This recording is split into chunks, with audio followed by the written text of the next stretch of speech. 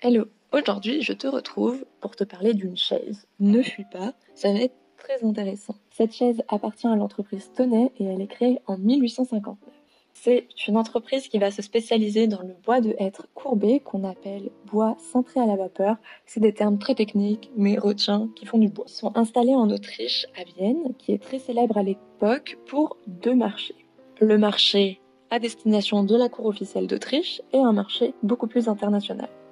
La chaise, ici, c'est la numéro 14 du catalogue qui va devenir un emblème et qu'on va appeler aussi la chaise bistrot qui va devenir la chaise typique des cafés. Je suis sûre que tu en as déjà vu à Paris notamment. Le fondateur de cette entreprise, c'est Michael Tonnet. La chaise Tonnet, Michael Tonnet, tu comprends le lien. On a une symétrie qui va passer par le dossier. La composition, elle est assez équilibrée au niveau des masses. La hauteur du dossier est équivalent à ce qu'on appelle le piétement. On a l'usage d'un matériau différent qui va attirer le regard, ainsi qu'un centre complexe avec un déboulement qui va aussi attirer le regard. On va avoir une répétition des formes et des éléments. Les deux cercles se rappellent, mais ce n'est pas le même diamètre. On a le même écartement entre les deux cercles et la partie du dossier. Ici, on va avoir une unité des formes avec un jeu de courbes. Tout est courbe et longueur. On a un usage de la courbe qui est une tradition en Autriche, notamment à Vienne avec le rocaille, plus connu sous le nom de rococo, mais c'est pas forcément le bon terme, et l'usage de la courbe et de la contre-courbe.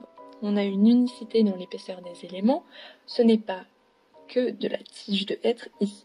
On a une unité dans les matériaux avec la couleur brune, et encore une fois, une unicité car tous ces matériaux sont d'origine végétale. Alors là, je vais rentrer dans des mots techniques, mais je vais essayer de te les indiquer au mieux.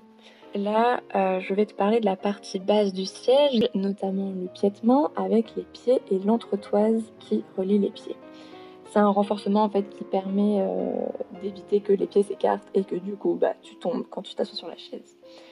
L'entretoise, c'est quelque chose qui est supprimé au XVIIIe avec les pieds à la Louis XIV en forme de S, ce qui permet de diviser les forces en fait. Généralement aussi l'entretoise, elle est en forme de X ou de H, mais ici c'est assez original. Au centre, l'assise elle est composée de deux éléments. La garniture, donc c'est là où on va s'asseoir. Ici c'est en osier avec le canage qui nous vient d'Inde. Autour de la garniture, on va trouver la ceinture du siège qui maintient la galette d'assise et qui fait le lien avec le piétement. Au niveau du dossier, on a la présence d'une planche dans le dos normalement, mais ici c'est vide. Et ce sont du coup les cintres qui retiennent le haut du dos. En fait, on cherche la légèreté pour déplacer simplement les chaises, car c'est des chaises de bistrot, et du coup on doit constamment les retirer, les replacer, les ranger, etc. Et en fait, le dossier, ça sert aussi de poignée pour le serveur. Ici, on peut parler un petit peu du fonctionnalisme. C'est l'idée que les formes sont parfaitement adaptées à la fonction. Ce qui est aussi intéressant avec cette chaise, c'est son mode économique. Là, tu te dis, mais qu'est-ce qu'elle me raconte? Une chaise mode économique, ça n'a aucun rapport. En fait, elle était vendue dans des caisses de 1 mètre par 1 mètre où on pouvait caser 36 chaises dans un cube pour pouvoir l'exporter. C'est un peu du Ikea avant du Ikea. Et on doit les monter soi-même aussi, comme avec Ikea. La chaise, elle était composée de 6 éléments au total à monter. Et c'est une chaise qui va connaître un énorme succès. Pourquoi? Parce qu'au 19e siècle, c'est le développement des cafés et sa démocratisation. Du coup, il y a besoin d'énormément de chaises à cette époque et les chaises Tonnet, c'est un peu ce qui se fait de mieux à l'époque. Et en plus, c'est peu coûteux, donc c'est tout bénef. Ça sera tout pour la fameuse chaise Tonnet. Maintenant, quand tu iras dans un café parisien, tu pourras savoir un petit peu l'histoire de ces fameuses chaises.